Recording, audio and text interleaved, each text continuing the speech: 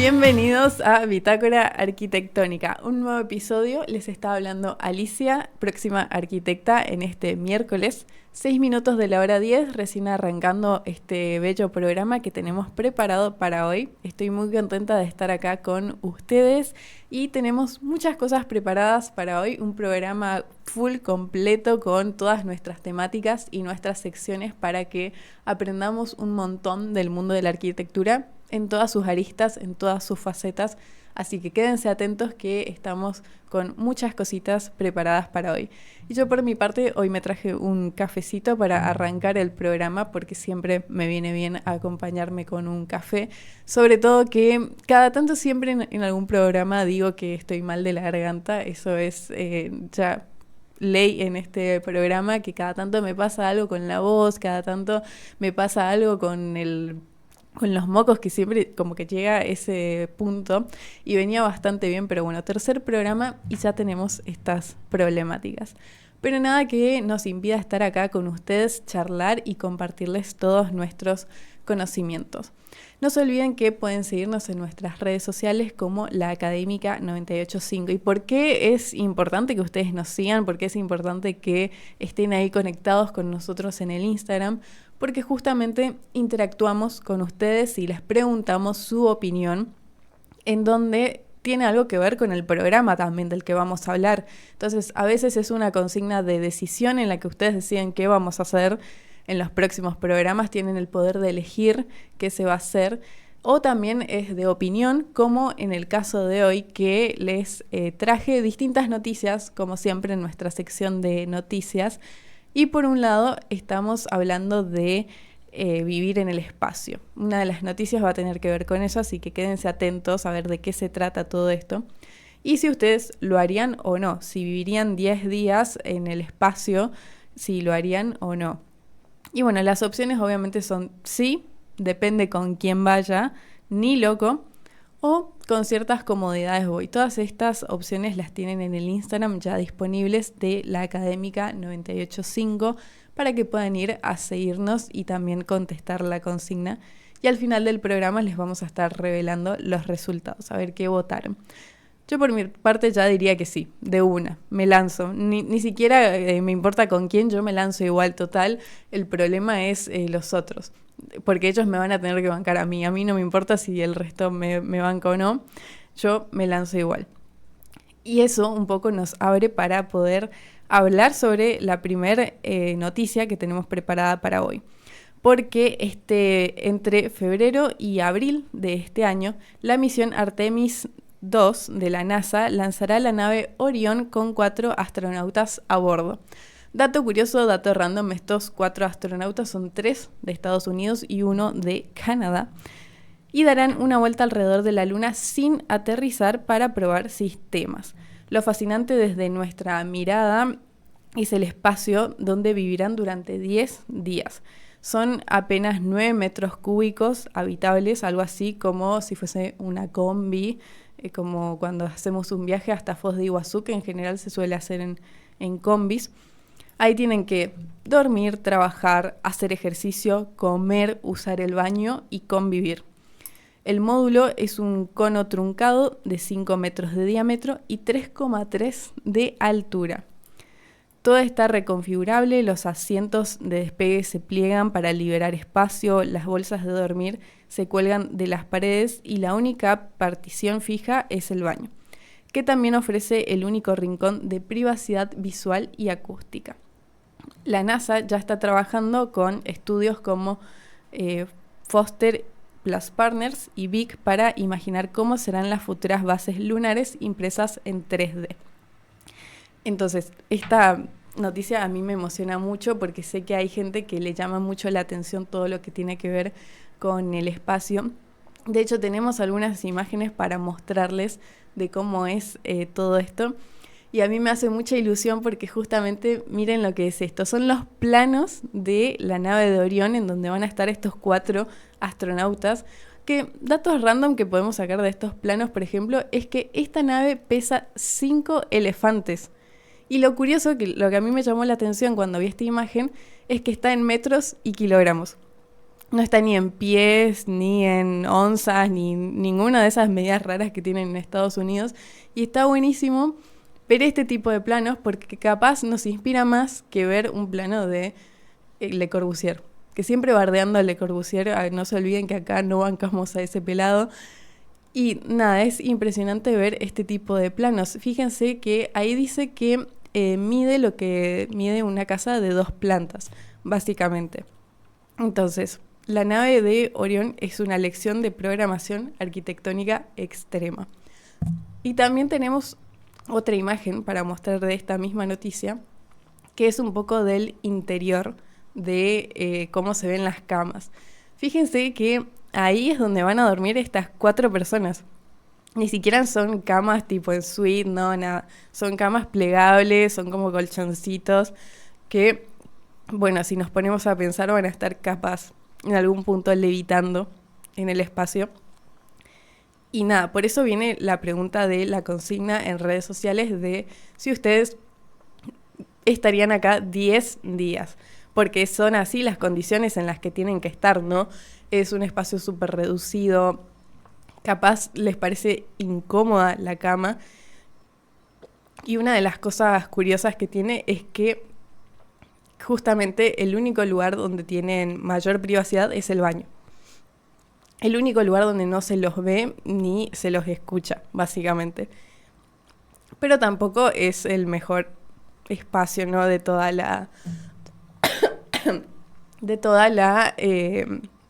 espacio, ¿no? De toda esta nave de Orión. Vamos con la siguiente noticia que tenemos preparada, que es: sillas a la calle, estudiantes de diseño reinterpretan la silla Robin en la Rambla. De esta no traje imágenes, pero porque no pude sacarle screen al video, no me dejó el LinkedIn sacarle screen al video.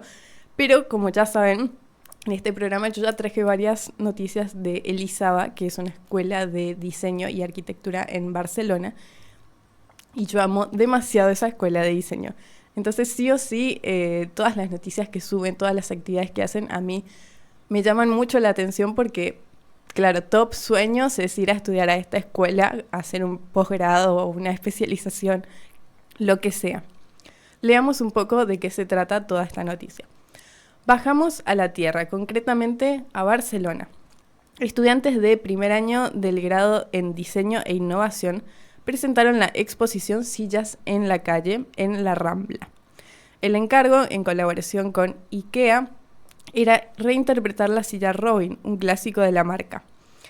La consigna tenía reglas claras: mantener el asiento que fuera desmontable y usar solo materiales reciclables. El resultado son piezas que cuestionan la forma y el uso del objeto más cotidiano. La exposición convierte la vereda en un espacio de encuentro y diálogo entre estudiantes, vecinos y transeúntes, democratizando la cultura del diseño. Esto está buenísimo y por eso también quería traerles esta noticia, porque siempre en las carreras de diseño tenemos esta cuestión del taller. El taller donde vamos y exploramos todo el mundo del diseño. El diseño, y también donde podemos explorar y trabajar todas estas cuestiones, ¿no? Entonces, ¿qué pasa si nosotros siempre estamos encerrados en esos atelieres y nunca salimos a la calle a mostrar lo que hacemos y sobre todo cómo lo hacemos? Y si ustedes buscan el video de cómo ellos están en esta clase, se van a dar cuenta de que es súper interesante cómo están en una ronda, todos discuten, trabajan ahí con la silla, van armando, desarmando. Y está buenísimo que la gente que va caminando a través de la calle va viendo lo que está pasando y les da curiosidad saber de qué están charlando, qué están debatiendo. Y abre un poco este mundo del diseño, ¿no? A ver todo ese proceso que hay detrás y no solamente ver el resultado final, que puede ser una casa, una silla. Y además en este caso está buenísimo de que justamente es una silla, que pareciera un elemento tan común, pero en realidad es algo que tiene millones de posibilidades, ¿no? Y obviamente yo amo el diseño industrial, entonces sí o sí iba a traer este tipo de noticias para que se analice y se mire qué otra arista del diseño existe, ¿no? Última noticia del día, en donde tenemos la mesa larga como protocolo espacial. Perdón, estoy demasiado mala. Diseñar condiciones para el encuentro y la pausa. Cerramos con una reflexión profunda. Casi siempre les estoy trayendo artículos más reflexivos, ¿no? Donde vemos un poco y exploramos todas estas cuestiones filosóficas de la arquitectura. Cerramos con una reflexión profunda que viene de la teoría arquitectónica contemporánea, que tiene una mesa larga que la convierte en un instrumento espacial tan poderoso. No garantiza la conexión entre las personas, pero genera condiciones. Un borde compartido, un ritmo común de llegada, un campo de visibilidad mutua. La mesa es el lugar donde comemos, trabajamos, discutimos, firmamos contratos y celebramos rituales. Pasaríamos unos 4 años de nuestra vida sentados alrededor de una mesa. El artículo que leímos esta semana distingue entre mesas rectangulares, que generan jerarquía, tienen cabecera, y mesas circulares asociadas a la igualdad sin posiciones privilegiadas. Pero más allá de la forma, lo crucial es que la mesa permite la pausa. En ciudades diseñadas para el movimiento constante, la mesa nos da permiso para quedarnos. Y cuando nos quedamos, el espacio se convierte en lugar. Una mini reflexión sobre esto: cuando habla de ciudades diseñadas para el movimiento, podemos pensar en ciudades como Dubái, que sí o sí está implantado lo que es el auto y la velocidad. Y acá en Posadas, un poco, no hay mesas en lo que son los espacios públicos. Hay muy pocas, hay algunas que simulan estos juegos de ajedrez y de hecho son las que más llaman la atención para apropiarse del espacio en relación al ritmo de vida que tiene un misionero. Así que las dejo picando ahí para que piensen cómo se aplica lo que son las mesas en los espacios públicos y la apropiación del espacio para la persona, ¿no? Y con eso nos vamos a una pausa musical y ya volvemos con más, que tenemos mucho preparado para hoy en Bitácora Arquitectónica. Este verano 2026 tu voz también suena. Llámanos, participá y compartí tus hits favoritos. WhatsApp 3764 72 7704. Volvimos después de escuchar a Sabrina Carpenter, toda esta música bien popera que le ponemos a Bitácora Arquitectónica. Es momento de nuestra sección fija, donde vamos a ver un poquito de vocabulario de idiomas, un poco de inglés. Y hoy le sumé una palabra técnica para la semana, para que se queden un poquito de vocabulario en español y vayamos sumando todo esto a nuestro vocabulario como arquitectos y profesionales, porque eso es lo que nos hace también tener un buen perfil profesional, ¿no? Cómo nos expresamos y cómo hablamos. Todo, como siempre, inspirado en las noticias que acabamos de leer. Así que vamos a ver qué sacamos de toda esta noticia de Orión, que a mí me tiene súper emocionado. Primero, ¿cómo se dice volumen habitable? Yo les había dicho que teníamos 9 metros cúbicos habitables, todo el espacio, toda la habitación, toda la nave tiene 9 metros cúbicos. Volumen habitable se dice habitable volume, que es el espacio interior disponible para que los seres humanos vivan y trabajen, excluyendo áreas ocupadas por equipos o estructuras. Una característica que habíamos mencionado de esta nave de Orión también era que es reconfigurable, o sea, esta es más difícil, ¿no? Reconfigurable. Una palabra más complicada para pronunciar. ¿Y qué significa? Que puede cambiar de forma, disposición o función según las necesidades del momento. Habíamos visto, por ejemplo, la imagen en donde estaban estas camas, que son básicamente bolsas de dormir, que no van a estar ahí todo el tiempo, sino que las sacan solo para dormir. Y podríamos mencionar un ejemplo en una oración en inglés, ¿no? The crew module features a reconfigurable floor plan. Launch seats are stowed away once in orbit to maximize living space. Otra palabra que tenemos que me interesa mucho traerla porque me recuerda al final de dirección de obras, que, bueno, lastimosamente todavía no aprobé esa materia, que es umbral, y me interesa mucho saber cómo se dice esto en inglés, que es threshold, que el significado es el límite entre dos espacios diferentes, el punto de transición entre afuera y adentro, entre público y privado. Que esto no necesariamente tenemos que pensar en la nave de Orión para ver el umbral, sino ya pensamos en nuestras propias casas.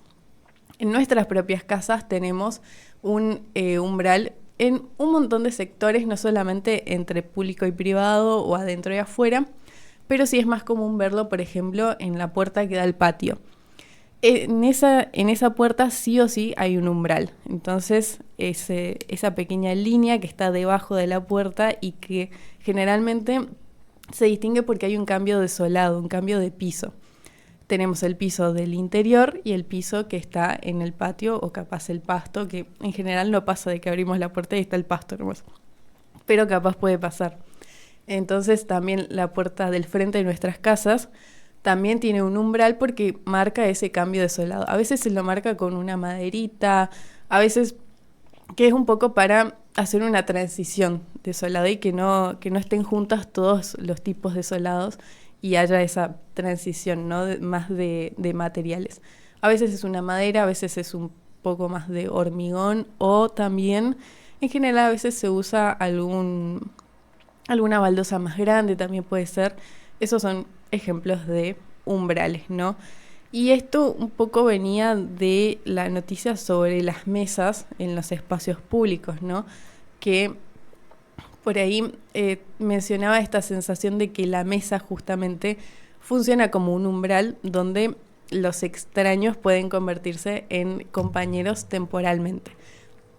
Esto acá en Misiones no pasa igual. Capaz pasa en otros espacios públicos, porque bueno, uno si ve una mesa en un espacio público se va a sentar y va a estar compartiendo, o no necesariamente, porque como hoy en día tenemos el teléfono, por ejemplo, quizás uno se sienta, por ejemplo, en las paradas de colectivo y está con el teléfono, pero las demás personas no importan realmente. Cuarta palabra del día, hoy preparamos 5 palabras para aprender, que es comensalidad, que en inglés se dice commensality. El acto de comer juntos y las relaciones sociales que se generan alrededor de la mesa compartida. Nuevamente con esta parte más filosófica de qué representa la mesa en un espacio, ¿no? Tanto público como privado. Voy a leer una oración de ejemplo.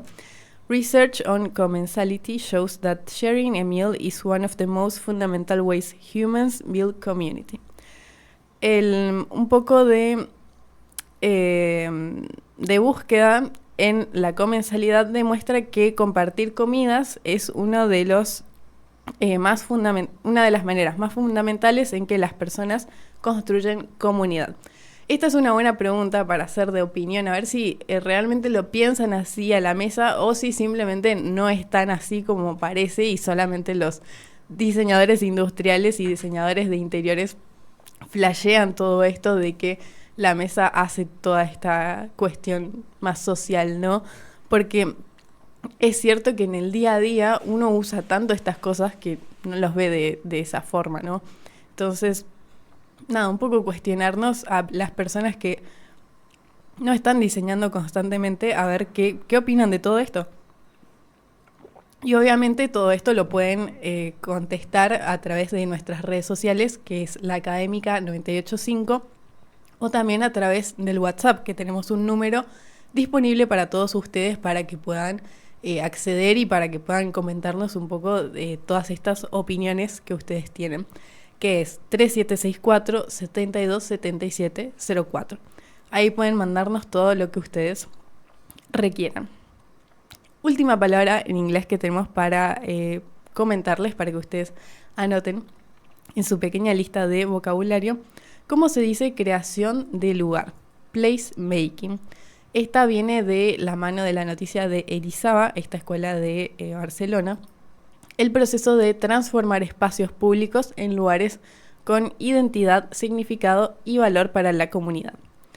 Ejemplo, las sillas de la calle, bueno, la exhibición de las sillas de la calle es un ejercicio de creación de lugar. Se transforma la Rambla en un espacio para el diálogo del diseño. En inglés sería The Sillas a la Calle Exhibition is an exercise in placemaking, turning la Rambla into a space for design dialogue. Yo leo todas estas frases en inglés y les juro que la extraño tanto a la teacher, la extraño demasiado a la teacher Tatiana. Necesito que vuelvan esas clases de mate y chat, por favor. Lo necesito, pero urgentemente, porque ella es como mi confidente. Ella no lo sabe, pero ella sabe mucho de mi vida. Entonces yo las amo a las teachers y sobre todo a la teacher Tatiana porque compartimos muchos mates el año pasado y estoy muy emocionada de que ya vuelvan ese tipo de clases, ¿no? Porque la realidad es que la pasaba súper bien. Inclusive había días en los que por ahí no eran los mejores días del año, pero por saber que tenía esa pequeña clase, esa pequeña charla, yo me ponía súper contenta y salía súper feliz de esas clases, ¿no? Así que espero que vuelvan, espero que Irina pueda organizar de vuelta estas clases porque, nada, yo la pasaba re bien, así que por lo menos para mí, que me súper gusta. Bien, por último, para ir cerrando esta pequeña sección de vocabulario donde nos ponemos un poquito más profesionales, le sumamos la palabra técnica de la semana, en donde obviamente relacionado un poco con toda esta nave de Orión, tenemos el protocolo espacial. ¿Qué es? Bueno, un protocolo espacial es el conjunto de reglas explícitas o implícitas que un espacio propone para la interacción entre las personas que lo habitan. No están escritas en una pared, sino inscriptas en la forma, la disposición de los asientos, la distancia entre cuerpos, la presencia o ausencia de barreras, la jerarquía visual de los lugares. ¿Y por qué es importante que nosotros sepamos qué es el protocolo espacial esta semana? Bueno, en la nave Orión, el protocolo espacial es de supervivencia y cooperación forzada. No hay espacio para el conflicto porque no hay espacio físico para alejarse. Recuerden que eran 9 metros cúbicos, como si fuese una combi para 4 personas. El diseño obliga a la convivencia. La única partición, el baño, establece el único protocolo de privacidad permitido. Imagínense uno de esos 4 astronautas encerrado en el baño un día entero para no interactuar con los demás astronautas. Después también en las sillas de la Rambla el protocolo es de invitación y curiosidad. Las sillas están en la vereda, no tienen dueño, cualquiera puede sentarse, mirarlas y tocarlas, y el espacio público se convierte en una galería sin entrada ni guardia de seguridad. En este caso también hablamos de una no privacidad. De hecho, ellos están en un espacio público y ese es el objetivo: la convivencia y mostrarse al mundo exterior. Y por último, en una mesa larga, el protocolo es de igualdad o jerarquía según la forma de la mesa.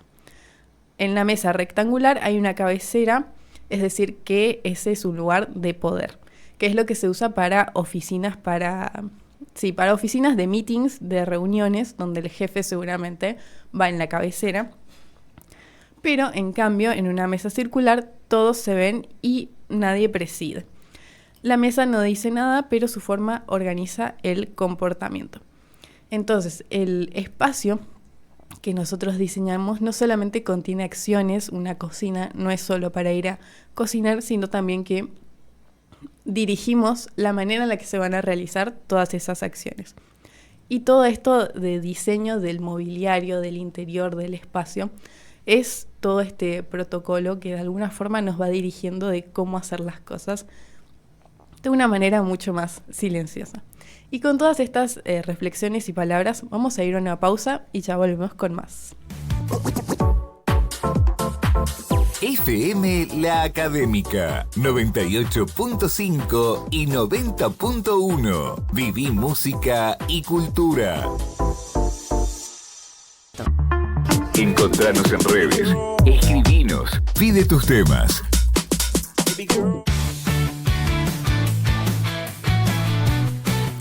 Regresamos a Bitácora Arquitectónica, ahora sí con una sección más descontracturada. Acá ya cambié mi vasito del café por el vaso del agua, que igualmente traje un vaso lleno de hielo, así que nada, vamos a ver si sobrevivo hasta las 2:30 o si muero antes de intentarlo. Pero acá estamos. Una cosa que quería comentar simplemente para las personas que están a través de Twitch, que nos pueden mirar ahí, no solamente escucharnos sintonizar en 98.5, también tenemos un canal de Twitch. Vi una chica que siempre nosotros en las pausas filmamos la calle y quienes pasan, así que si pasan por esta vereda, nada, sepan que se los está grabando. Y pasó una chica con un jean que tenía caritas de Mickey y me encantó. Yo quiero ese mismo jean, lo deseo yo. Pero estaba súper tierno, me encantó. Hoy por un lado les traje esta sección, quizás parece también un poco similar a la de noticias, porque son cosas que pasan en el mundo del diseño, pero por ahí un poquito más descontracturadas. Noticias en realidad que veo en las redes sociales o que las veo y me llaman la atención como más dato random, dato curioso para que ustedes vean otra perspectiva un poco más descontracturada de lo que es el mundo del diseño. Y por un lado tenemos el diseño con una compañía de yerba que realizaron unos zapatos que están hechos de nada más y de nada menos que basura, básicamente. Y traje unas fotos para que podamos visualizar un poco cómo son unos zapatos hechos de basura, que en realidad, en este caso, no es en realidad la basura que normalmente nosotros pensamos como consumidores de que, bueno, seguro si piensan en basura piensan en muchos plásticos, en muchas cosas envueltas de la comida y cosas y papeles, pero en realidad, como les decía, una compañía de yerba trabajó en un estudio de Nueva York, que justamente igual se llama Basura Nueva York, el estudio de diseño, para crear estos zapatos hechos de toda la tierra que queda después de plantar la yerba. Entonces, esta tierra que tiene todas estas flores silvestres y que por ahí lo vemos como algo inútil o que ya no sirve, ellos justamente lo usaron para poder poner en sus pies y crear un par de zapatos. Y está súper interesante porque se llaman justamente The Dirt Shoes, los zapatos sucios, y es un proyecto que parte de un esfuerzo de traer al pique todo este interés por parte de la sostenibilidad, ¿no? Y acá vemos una de las fotos en donde están sosteniendo estos zapatos. Yo la verdad que no me imagino usándolos, no me gustan, o sea, me hacen acordar mucho a las Crocs.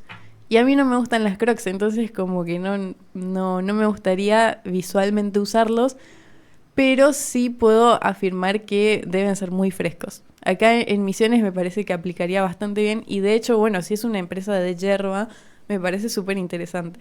Y bueno, también había otra imagen en donde se muestra cómo ellos lo preparan junto todo el packaging, ¿no? Que acá lo tenemos, obviamente, promocionando lo que es esa marca y esa compañía de yerba. Que la verdad, la presentación está súper linda. Eso sí me gusta muchísimo y contrarresta mucho con todo lo que es el zapato en sí, que podríamos decir que, bueno, se llama The Dirt Shoes. Tipo, sí o sí, es un zapato que es bastante sucio, ¿no? Así que, bueno, ellos lo definen como que sirve como un statement, como un estado de regeneración, circulación y también un compromiso con lo que es darle más al planeta de lo que nosotros le sacamos, ¿no? Entonces, obviamente viene de la mano de toda esta reutilización, de toda esta sostenibilidad, que son los parámetros con los que se rigen muchos estudios de diseño. Por otro lado, relacionado con lo que es el mundo de la nave de Orión, que seguimos un poco, porque estamos todavía en la primera tanda del programa de Bitácora Arquitectónica, me gustaría traer simplemente como datos curiosos sobre lo que es la vida en el espacio, porque esta no es la primera vez que se va a viajar a la Luna. Fue en julio de 1969 la primera vez que el planeta Tierra tuvo la oportunidad, nosotros como humanidad tuvimos esa chance de poder vivir este histórico momento. Por mi parte, yo no había nacido todavía, yo nací en el 2001 en plena crisis. Y bueno, fue la primera vez que las personas surgieron y pudieron ir a lo que es la Luna en la misión de Apolo 11. De hecho, hay muchas películas que se pueden mirar para que nosotros un poco tengamos contexto de cómo pasó y verlo de una forma también más fantasiosa y fantástica, porque obviamente hay todo un mundo detrás de por qué se realizó ese viaje, ¿no? Y toda esta guerra fría que existía entre Rusia y Estados Unidos. Pero después de todo este gran eventazo que fue, la NASA nunca más fue a la Luna. Curiosamente, nunca más fueron. Y nada, está el dato de que la NASA, bueno, no tuvo más registros de haber hecho esto de forma tan grande o de como si fuese un momento histórico. Entonces, desde ahí el ser humano no tuvo como intenciones de volver a la Luna hasta ahora que les traje la noticia de que en 2026 va a ser la misión de Artemis 2, en donde se va a realizar nuevamente una visita a la Luna, pero como les había aclarado, sin aterrizar, ¿no? Así que nada, un poco es eso sobre tener el dato de que Apolo 11 fue en julio de 1969 y ahí fue cuando el hombre pisó por primera vez la Luna.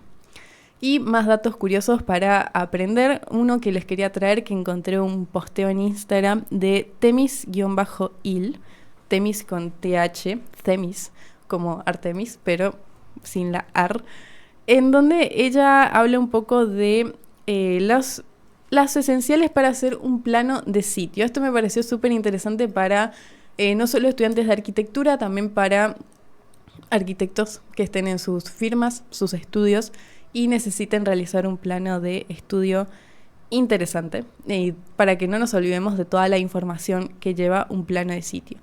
Para las personas que no lo sepan, justamente los planos, los dibujos de una vivienda no están fuera de un contexto.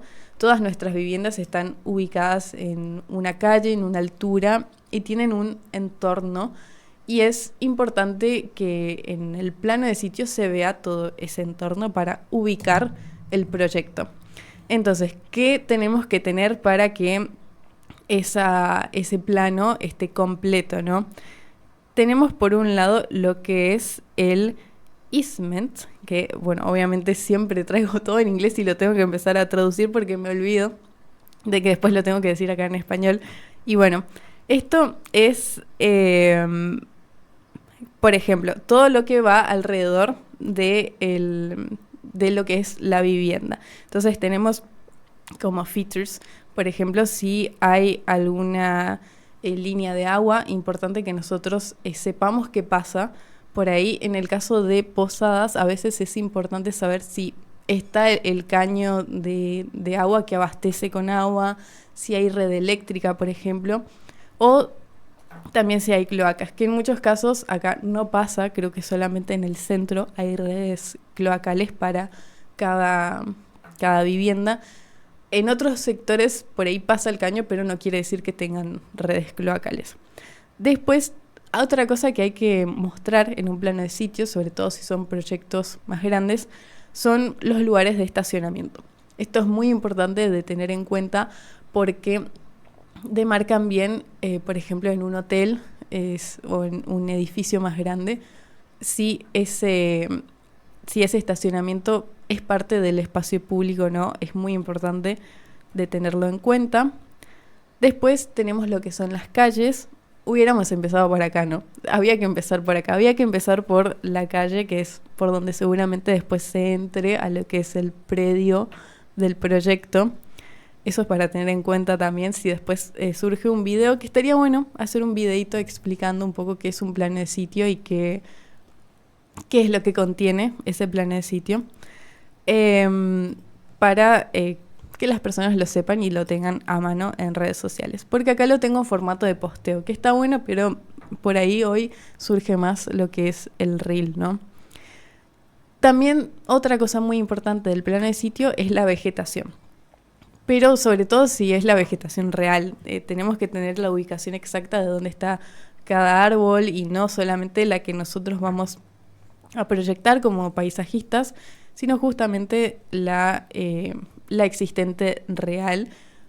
Y obviamente respetar después esa vegetación existente para que nosotros hagamos el diseño en base a todo esto.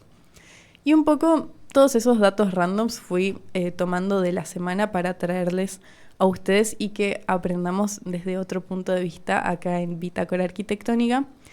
Y ya son casi las 11 de la mañana, así que nos vamos a ir a una pausa y ya volvemos con más. Somos la Universidad Gastón Dachary. Formamos profesionales que se adaptan al presente y quieren cambiar el futuro. Brindamos educación presencial y a distancia para que puedas formarte como profesional desde cualquier lugar. Más información al WhatsApp 376 51 80 053 o ingresa a www.ugd.edu.ar. Universidad Gastón Dachary. Creadores de futuro. FM La Académica 98.5 y 90.1. Viví música y cultura.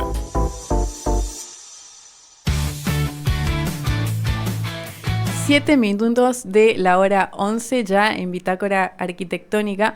Hoy les traje un tema que estaba quedando pendiente para que lo analicemos este miércoles.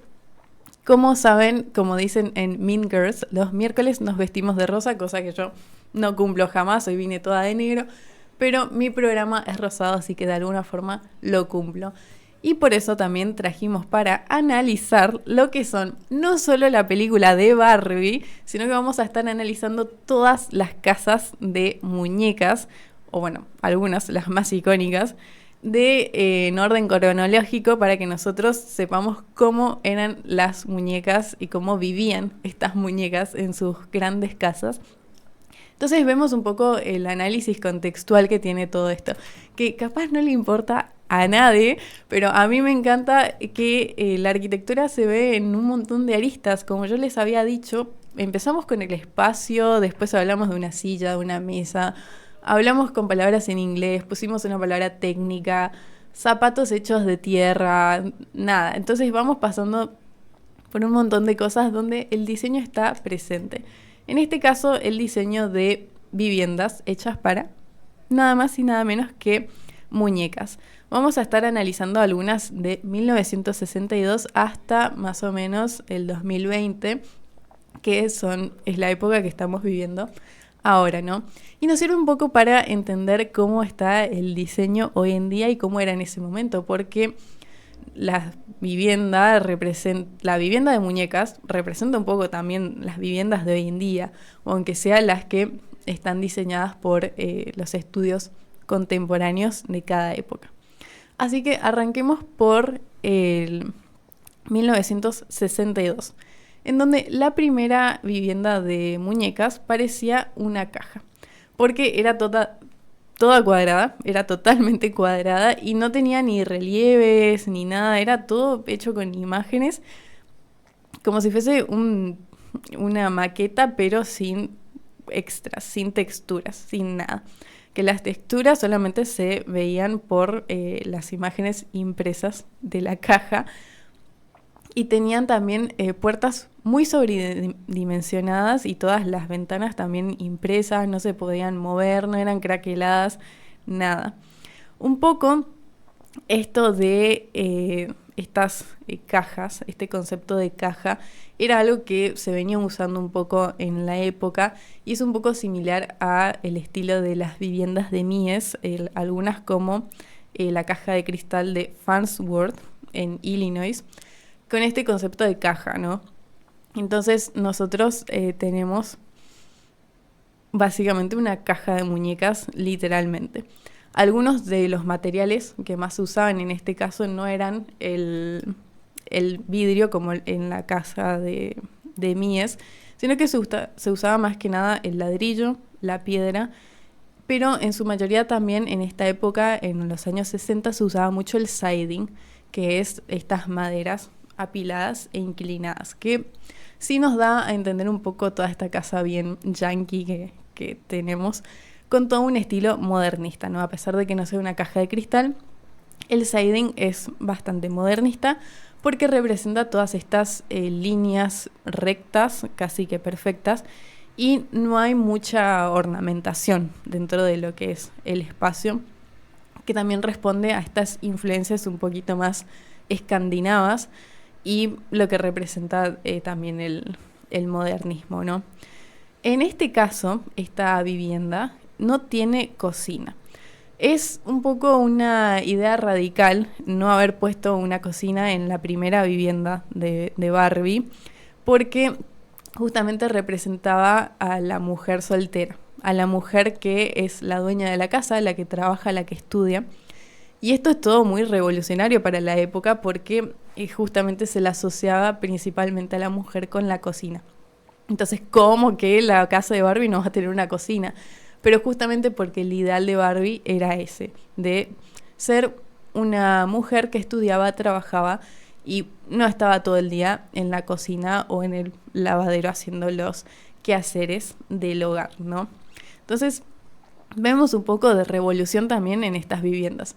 Piensen que acá tenemos una imagen de cómo eran todas estas viviendas, cómo fueron evolucionando. Justamente vamos a la de 1979, donde ya vemos un poco más de plástico. Ya no es la caja de la que veníamos hablando, no es una caja de cartón, sino que ya tenemos más balcones, más ventanas tipo caja, y tiene un estilo de chalet, que vemos esta cubierta a dos aguas súper inclinada, que esta línea que vemos del techo, un poco refleja el lugar también donde capaz estaban pensando para dónde estaba diseñada esta casa. Todavía no estamos en la época de Malibú, Los Ángeles y California, sino que estamos con un techo súper inclinado, y esto nos recuerda a como lugares más relacionados con la nieve, ¿no? Porque la nieve se tiene que escurrir mucho más rápido inclusive que el agua. Acá en Misiones nos preocupamos mucho de la pendiente, pero en realidad acá es muy importante en la nieve que se escurra rápido porque es muy pesada. Entonces esto nos da ya un indicio de cómo es, ¿no? Y un poco vemos que en esta época de los 70, fines de los 70, teníamos toda esta paleta de colores muy vivos, muy llamativos. El color tierra, el naranja, el amarillo. Vemos un verde ahí muy fuerte también dentro de la casa de Barbie. Y a la vez también nos recuerda un poco a lo que es, ustedes pueden buscar de Charles Moores, el Rancho del Mar. Esa es una vivienda muy similar a esta, tiene todas esas semejanzas, sobre todo, más que nada, ese súper mega techo que resalta tanto. Y más adelante, en 1990, ya pasamos a lo que es la mansión. Acá sí ya tenemos un poco de esta aura de grandeza que tiene Barbie, y ya empezamos a ver el color rosado como ícono de Barbie, en donde tenemos todo es gigante, todo es magnífico, todo es como los romanos prácticamente, que justamente también en esta época es que un poco surge lo neoclásico, con estas columnas más dóricas que son de estilo dórico, y por eso es que representa el neoclasicismo. Que recordemos que es una reinterpretación de todo lo que se vivía en la época clásica con los griegos y los romanos, ¿no? Entonces, en esa casa de Barbie tenemos un poco lo que son dos tipos diferentes de ventanas que se podían empezar a ver en general en todas las viviendas de California en ese entonces. Y era un poco la época en donde uno se volvió loco porque, claro, empezabas a tomar todos estos elementos de otros estilos, como el neoclasicismo, y se iban mezclando un poco todas estas cosas, ¿no? Y se mezclaban, era un conjunto de estilos, una explosión de colores, más el rosado de Barbie, no, era una locura total, pero esta es una de las que sí ya empieza a asemejarse un poquito más a lo que es una casa de muñecas tradicional, o lo que uno se imagina cuando tiene una casa de muñecas. Pero ya para los años 2000 empezamos a ver un poquito más de todo esto, siempre más. Y se va haciendo cada vez más grande lo que es la casa de muñecas. De hecho, mi sobrinita de 6 años, casi 7, tiene una casa de muñecas y es muy interesante que es enorme esa casa. No es original de Barbie, pero es enorme. Y realmente está a escala, ese caso, son 2 plantas. Y está muy bien la escala. La verdad es que está muy bien logrado, todo con madera de MDF. Y está buenísima la casa. La verdad es que la admiro mucho, pero es esa cuestión de todo es grande, aunque parece bastante completa la casa, no es que le sobra espacio. Y para los años 20, los 2020, ¿qué tenemos? Tenemos el neomodernismo, un poco ya a la velocidad de la luz, todo volvimos a lo que es el modernismo, porque tenemos líneas rectas, todo recto, todo recto, todo recto. Y también, estas líneas clarísimas con una geometría muy pura también, pero también sigue siendo bastante grande y ostentoso lo que vemos hoy en día. Y ahora sí es ya completamente al estilo californiano, todo ese estilo de ver, por ejemplo, una piscina. Tenemos también la vista al océano, al mar, y toda esta relación con lo que son, por ejemplo, las palmeras. En muchos casos tienen toboganes, que dicho sea de paso, me acordé que en mi último viaje a Sanber, cerca de Asunción, en todo este barrio que tenemos de viviendas privadas, generalmente son viviendas como las que se suelen ver en los barrios privados de Itu. Y tenía una de las viviendas tenía su piscina, pero a la vez tenía todo un tobogán, pero era altísimo, yo no lo podía creer. Seguramente los que sean de la zona van a saber de qué les estoy hablando.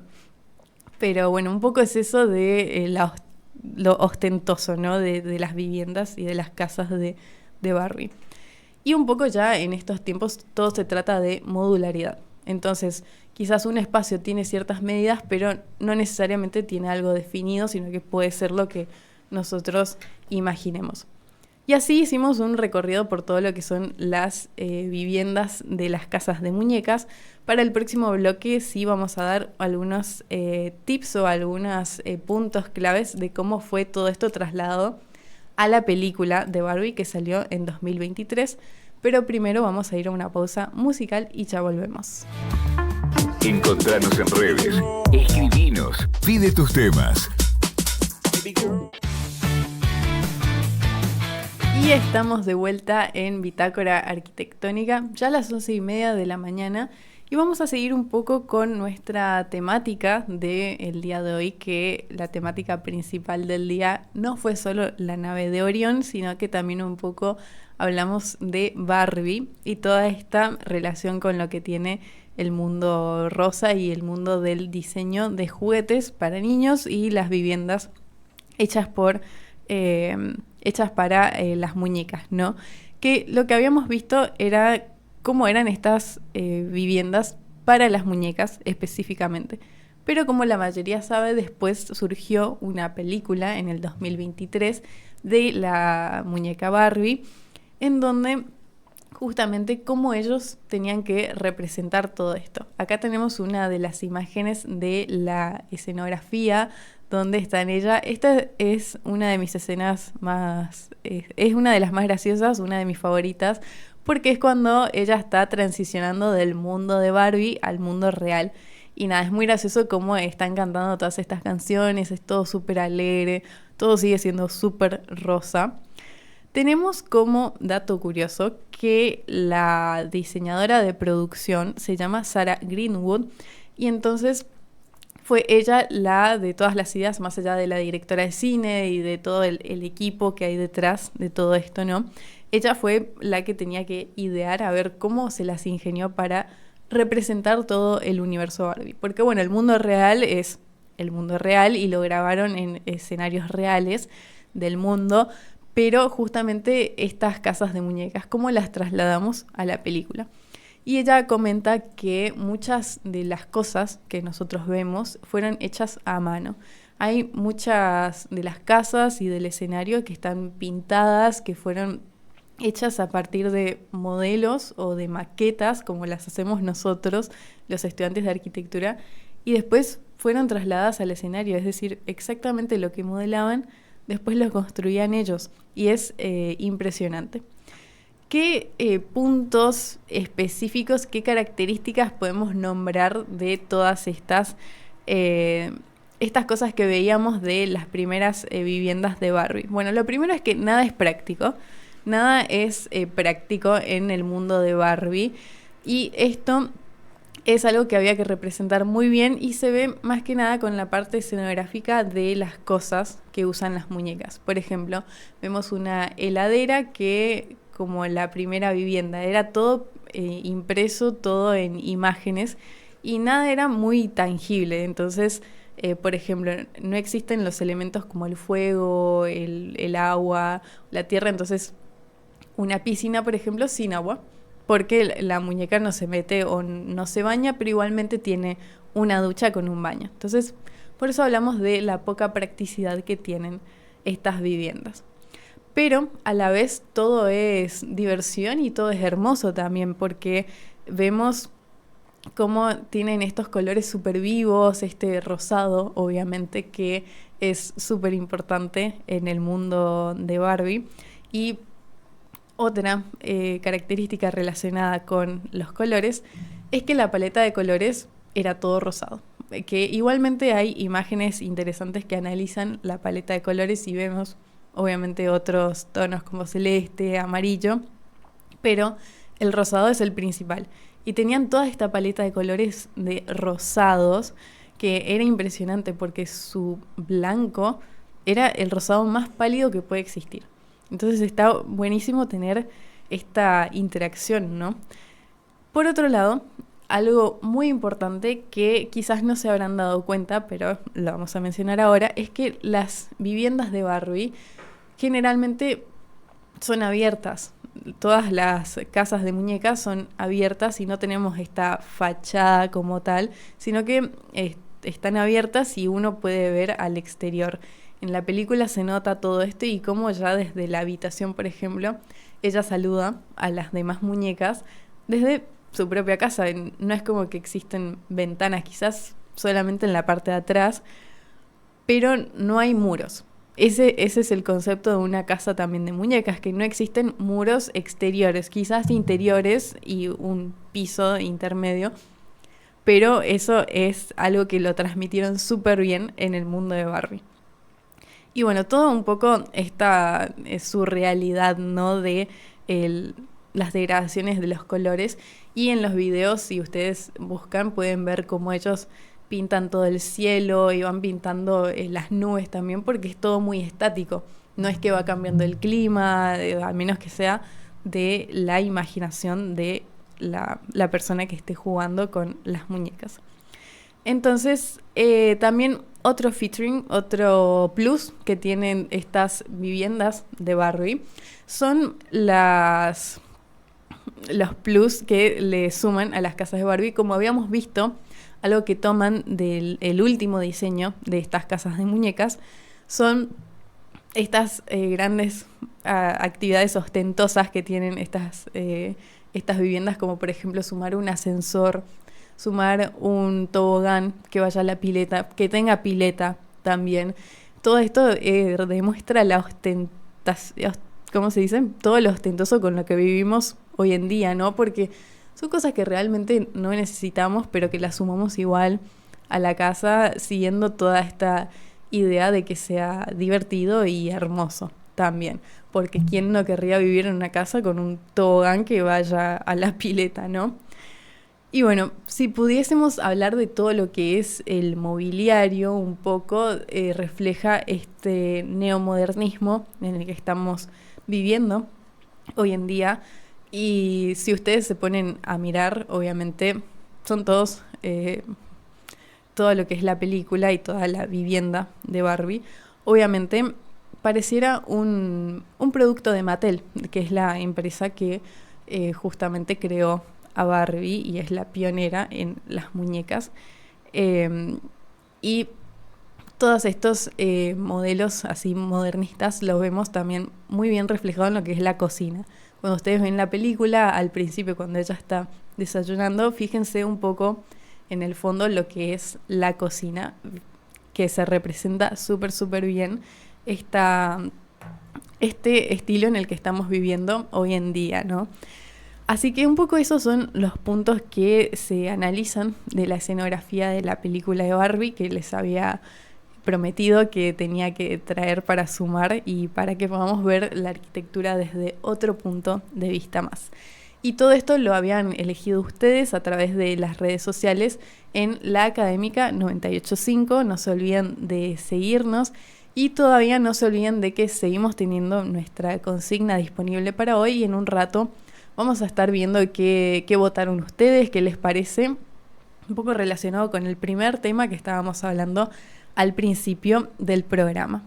Y no se olviden que también tenemos un WhatsApp habilitado para que ustedes manden sus consultas, sus dudas, quejas también pueden ser, opiniones negativas siempre son bienvenidas, obviamente, al 3764 72 77 04. Todo eso ustedes lo pueden ver y pueden estar interactuando con nosotros, que son siempre bienvenidas las opiniones. ¿Qué tenemos preparado para lo que queda del programa? Bueno, les traje algo más, que en realidad a veces lo que preparo son tips prácticos, pero en este caso traje un tema más para desarrollar que, ya que venimos hablando un poco del neomodernismo, vamos a también mencionar un poco de... ¿Está de moda vivir en galpones? Vamos a hablar un poco sobre eso, a ver, vamos a analizar también una casa galpón para ver un poco de este estilo que pareciera que está surgiendo o no. Vamos a analizar un poco eso y de qué se trata toda esta sección, ¿no?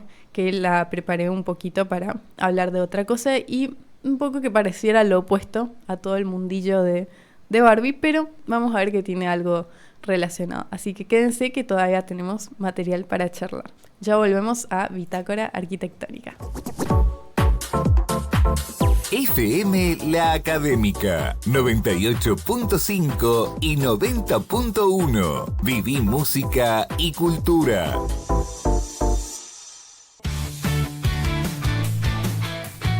Regresamos a Bitácora Arquitectónica.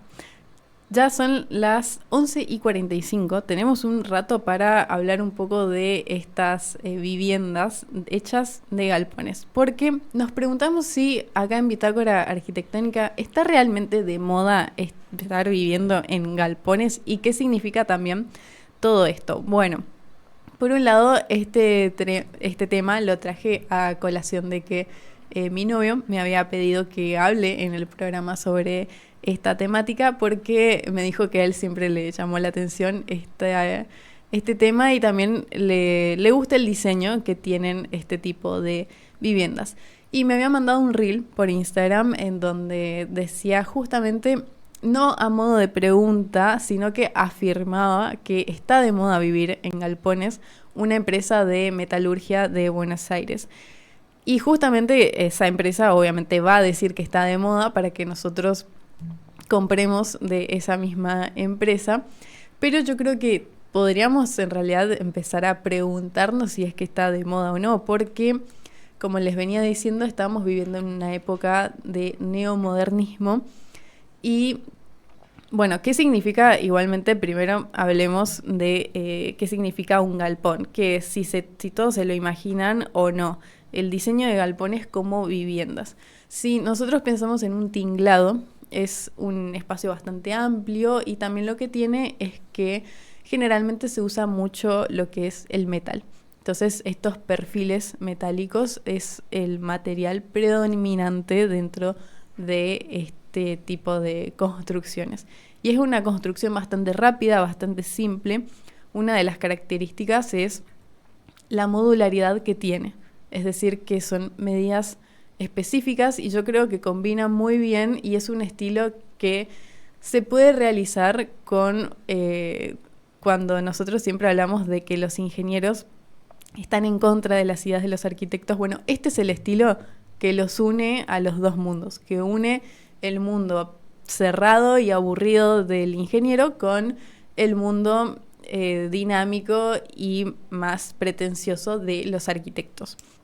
Entonces es lo mejor de los dos mundos, literalmente, ya que se viene de Hannah Montana. Bueno, en este caso tenemos lo mejor de los dos mundos, porque justamente el metal es un material muy modular, tiene medidas tan específicas, no se puede usar en cualquier medida que nosotros querramos, es algo muy racional, y por eso también es que se fabrica en todas estas grandes fábricas y compañías de todo el país, y generalmente es un material que está presente en muchos lugares. Inclusive acá cerca de la radio vemos una construcción mixta, tiene estructura metálica con un poco de hormigón también, y la realidad es que hasta incluso acá lo podemos construir. Pero hay que tener ciertos aspectos en cuenta siempre para poder tener un buen diseño y que responda bien a nuestro contexto, ¿no? Y es por eso que yo elegí se llama Casa Galpón, un diseño de Guillermo Andrews, para que podamos analizar un poco, a ver cómo se adapta esta idea de un galpón a una vivienda y si realmente es algo que puede llegar a responder a estos requerimientos. En este caso, por ejemplo, es una vivienda partamos de la base de que es una vivienda de 261 metros cuadrados.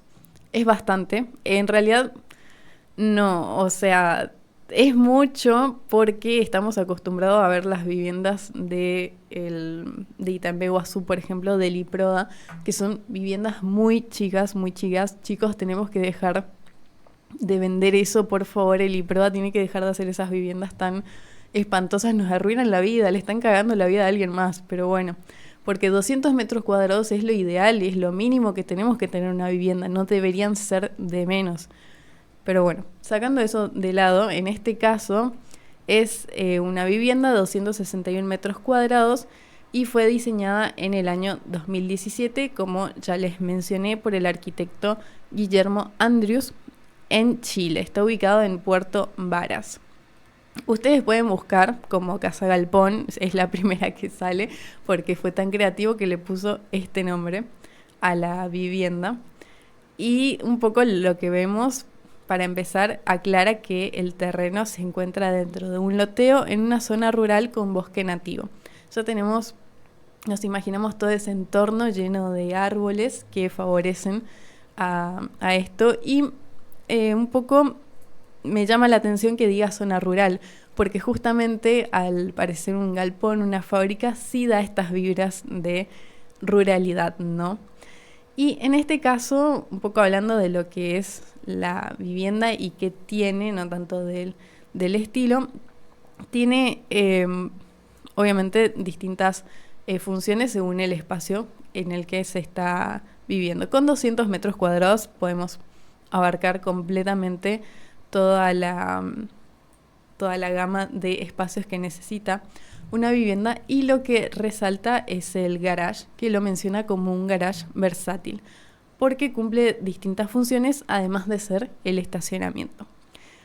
Y algo que también menciona como característica de este diseño, y algo que se repite en estos diseños, es justamente la inclinación del techo, que es algo que lo tenemos que replicar y es algo característico de este tipo de diseños, que justamente si llueve o en el invierno cuando cae la nieve, tenemos a favor todas estas pendientes en el techo. Entonces tiene todo un super techado y un juego con los niveles de los techos también, que lo hace mucho más interesante. Pero además, algo que tiene en relación a los materiales es, por ejemplo, la envolvente de zinc. El zinc es un metal, es el que generalmente se usa para los techos, acá en Posadas. El techo de chapa generalmente es de zinc galvanizado. Y también en este caso se lo usó para los muros externos, además de los techos. Y como recubrimiento tiene distintas tejuelas en los muros externos por la cara interna. Esto un poco a modo de revestimiento para que quede esta estética del ladrillo y a su vez también a modo de protección de toda la humedad que tiene la zona, que mencionaba, la zona rural en la que está. Pero además otra cosa que aporta estas tejuelas, que decimos tejuelas cuando son como el ladrillo, solo que un poco más finas en su espesor. Y generalmente también se le dice tejuelas a las que se usan para la parrilla, por ejemplo. Así que ahí se pueden imaginar qué dimensiones tiene, ¿no? Esto lo que otorga también es más calidez al espacio. En este caso, la vivienda tiene mucha calidez en su interior, lo que refleja este carácter de vivienda, ¿no? Y es súper importante que tengamos esto en cuenta, porque desde afuera parece una fábrica por todo el metal que tiene y toda esta característica de galpón, pero adentro tenemos que sentirnos como en casa. A pesar de estar en un entorno rural, se sigue estando en nuestras viviendas. Entonces, también mencionamos que es un volumen completamente cerrado en este caso. Se ven algunas galerías que tiene en algunas partes, pero en general está bastante expuesta a lo que es la carpintería, las ventanas. Eso no lo repliquen acá en Misiones, no dejen las ventanas sin aleros o sin parasoles porque necesitamos protección de todo el asoleamiento. Y un poco ese frente que tiene la vivienda es esa versión de un galpón más contemporáneo y una versión abierta al jardín, que también incluye todos estos materiales que habíamos visto. Y bueno, entonces cuando ustedes ven las imágenes del interior también ven todos estos colores. El negro por ahí el metal es una textura y un color muy frío. Entonces dentro ponen materiales de colores más cálidos como el del ladrillo, la tejuela o inclusive la madera también se puede implementar para contrarrestar toda esta frialdad que tiene el material como el metal, ¿no? Por un lado, en este caso particular, menciona que la cocina es el lugar central de la casa y bueno, todo esto se encuentra conectado con la salita y con el living. Mencionan una salita, pero bueno, ya sabemos que no es solamente una simple salita. Pero esta es otra característica y quizás una de las ventajas que tiene vivir en un galpón, que al ser un material como el metal, tenemos todas estas grandes luces. Cuando hablamos de luces hablamos de la distancia que puede haber entre las columnas. Y lo que nos permiten las columnas es justamente en un galpón con estas columnas metálicas tener mucho espacio libre y entonces no tenemos las columnas en el medio, que no sé en qué programa yo les mencionaba esta cuestión de la transición espacial y que no haya nada que nos interrumpa en el espacio como lo son las columnas. Y eso es lo que nos permite tener una vivienda hecha de galpones, que acá menciona cómo la cocina se conecta con la sala y el living y generalmente el metal lo que tiene es que justamente que a menor sección de una columna de metal tenemos más espacio disponible sin interrupción, ¿no? En cambio, con una columna de hormigón quizás necesitamos mucha más sección, una columna de 30 o de 50 incluso, contrarresta con una columna de IPN, que ese es el material común para una columna de metal, ¿no? Ahora, un poco que vimos lo que es vivir en una casa de galpón, queda por ustedes decidir si les gustaría o no vivir en algo así. Entonces, para pensar, ¿no? Si realmente está de moda vivir en galpones y si ustedes realmente lo harían, si les gusta este diseño, o si prefieren otro tipo de diseños que van contrarrestando todo este mundo modernista que estamos viviendo. Con todo eso nos vamos a una pequeña pausa musical y ya volvemos con más. FM La Académica 98.5 y 90.1. Viví música y cultura.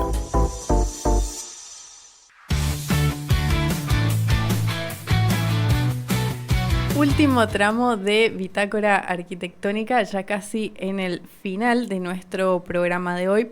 Algunas cositas que quedaron pendientes para hablar, nada más vamos a mencionar. Siempre tenemos nuestro espacio para el servicio, para la comunidad y para el voluntariado, que este fin de semana tengo planificado. Yo jamás tengo un fin de semana quieta. El fin de que quedo quieta, no, ni siquiera lo menciono porque no es lo normal en mi vida. Pero este fin de semana les había comentado unos programas atrás que está la actividad del club, del Rotaract Club Posadas, que es Pinta tu Escuela, en donde vamos a estar viajando a Loreto. Y bueno, tengo ciertas expectativas de esta actividad en particular, porque justamente el hecho de pintar una escuela para mí como arquitecta es interesante de ver un poco todos estos procesos, los cuidados. Lo veo más desde ese punto de vista, más que desde el punto de vista de la comunidad, honestamente. Esa es como mi expectativa. Y obviamente también lo que tiene Rotaract es que uno no está solo en estas actividades. Uno sí o sí va a estar con otra gente interactuando y hablando y socializando. Entonces, nada, hay que recargar las energías y hay que ir con toda la buena onda posible, porque después siempre llega el momento también de la integración.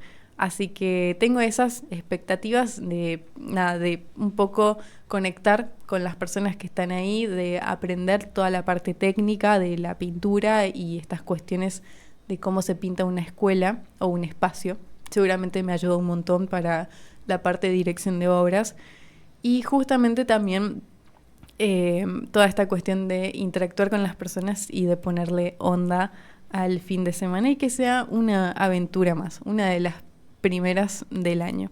Bueno, la primera del mes de febrero, porque ya tuvimos otras aventuras en enero, así que febrero va a finalizar con un montón de cositas, ¿no? De hecho, hace un rato me agregaron a un grupo de WhatsApp que se llama FOS, signo de pregunta, y es como basta, un montón de viajes ahí planificados para realizar. Por otro lado, con lo que respecta a mi club, el Posadas Norte, mi querido club, tuvimos nuestra primera reunión de este año el sábado pasado y estuvo súper linda. La realidad es que me gustó muchísimo volver, por eso yo siempre le sumo esta parte de servicio y de voluntariado, porque la realidad es que me gusta muchísimo y no por nada la comparto acá con ustedes. Es porque me gusta y es una parte de mí también. Entonces, nada, siempre quiero transmitirles lo que se siente estar en un club y pertenecer también al club. Realmente es un lugar donde uno aprende muchísimo, y por haber sido la primera reunión fue la más larga también, porque hay tantas cosas para planificar y básicamente ya tenemos cronometrado todo lo que tenemos que hacer en estos 5 meses. Los próximos 5 meses vamos a estar, pero a mil, haciendo un montón de cosas ya para este sábado, no solo con esta actividad, sino con un montón de otras cosas más planificadas, cuentas por pagar también, eso es muy importante.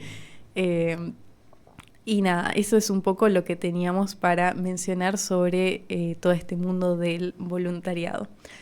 Por otro lado, vamos a hacer un repaso de todas las cosas que vimos hoy en el programa, porque tenemos para hablar un par de cosas y hacer un cierre de todo lo que vimos, ¿no? Pero primero, no se olviden de que nos pueden seguir en nuestras redes sociales como La Académica 985, porque ahí justamente está lo que es la consigna que les preparamos para hoy, y yo les voy a leer los resultados que tuvimos de la encuesta de hoy. Entonces, la pregunta era: ¿podrías vivir 10 días en el espacio? Esto a raíz de la noticia acerca de Orión, en donde teníamos analizada toda esta nave de 9 metros cúbicos para 4 personas. Y las opciones eran: sí, sería una aventura, depende con quién vaya, ni loco, o con comodidades voy. Y me sorprende que la mayoría votó la última opción. Yo pensé que se iban a despistar y iban a poner la primera más que nada. Entonces ganó con Comodidades Voy y habría que ver si después de todo el análisis que se realizó de todo lo que les comenté sobre esto, si les parece cómodo o no la nave de Orión. Yo creo que puede ser que no, o puede ser que sí. A ver si se bancan estar en una cama que es de esos colchones inflables nada más, esas bolsas para dormir y que el único espacio privado sea el baño, ¿no? Como tercera opción quedó Ni Loco. Como segundo puesto quedó Ni Loco. Hay gente que no se anima ni ahí. Después tenemos que mucha gente puso que sí iría porque es una aventura.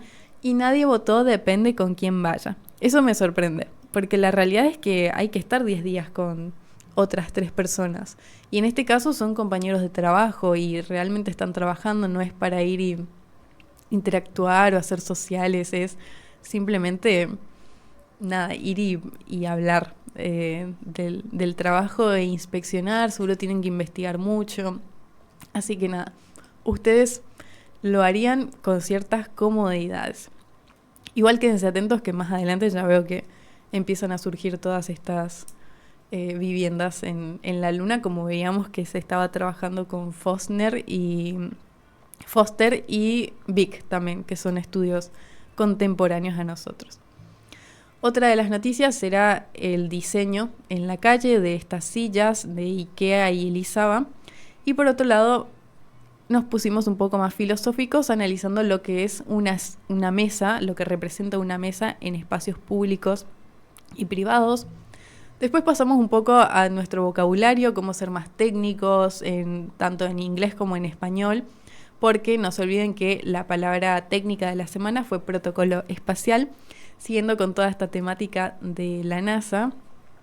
Y después algunos datos curiosos, algunos datos random del mundo del diseño, como el diseño de zapatos con yerba y con materiales orgánicos, cuándo fue el primer viaje y cuándo el hombre pisó la luna por primera vez también, que no se olviden fue en 1969 con el Apolo 11. Y repasamos un poco cuáles son los esenciales para un plano de sitio. Y después fuimos a nuestro hiper mega bloque de análisis de una obra, que en este caso analizamos una película y todas las casas de muñecas de Barbie. En este caso mostramos algunas imágenes también y todo, para después pasar a lo que es la película propiamente dicha.